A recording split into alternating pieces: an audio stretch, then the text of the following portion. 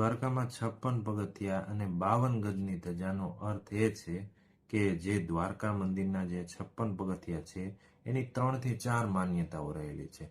જે પૈકી એક સુપ્રસિદ્ધ માન્યતા એ છે કે પ્રભુ શ્રી કૃષ્ણના સમયમાં યદુવંશ ખૂબ જ વિશાળ હતો, એટલે કે સંચાલન કરવામાં આસાની રહે એ માટે 52 પ્રાંતમાં વિભાજિત કરેલા હતા, જેના 4 મુખ્ય દેવતાઓ હતા.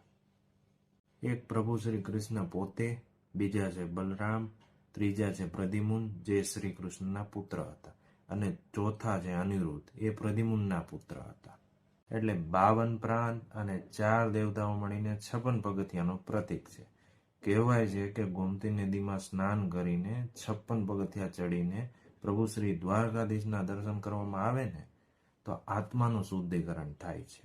દ્વારકા મંદિરની 52 ગજની ધજા એટલે કે 1 ગજ એટલે કે 3 ફૂટ અને 52 ગજ એટલે કે 156 ફૂટ.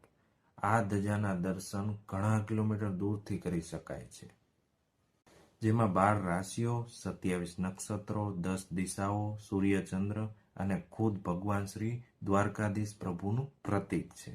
કહેવાય છે કે જ્યાં સુધી સૂર્યચંદ્ર રહેશે ત્યાં સુધી પ્રભુ શ્રી દ્વારકાધીશનું નામ અમર રહેશે. અને દ્વારકા એ ફક્ત નગરી નથી, પરંતુ એ પ્રભુની અનંત મહિમાઓનો પ્રતીક પૈકી એક મહત્વનું પ્રતીક છે. શું તમને આ વિશે ખબર હતી? એક વાતને ફોલો જરૂર કરતા જાજો. જય દ્વારકા.